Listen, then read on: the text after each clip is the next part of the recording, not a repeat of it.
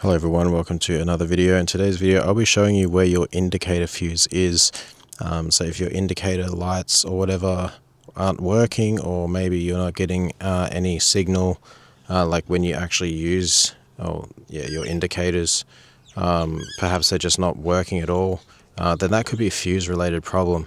This here is for a Honda DC5 Type R, or in America Acura RSX, I believe, Type R.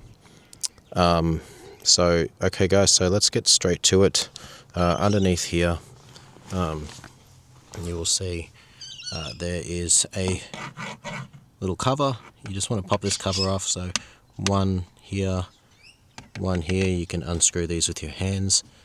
They've made it pretty easy, so you just want to pop that off, and then that's just going to fall down, turn it around, and then just up in here,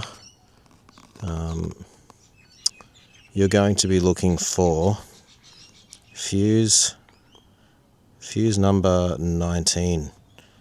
It is a 7.5 amp in the middle row, and it is number 2 from the left. So not your windscreen wiper one, it's the one next to it. So I'll show you which one it is. It's 7.5 amp, very easy to find. Okay, so let's have a look. So let's go ahead.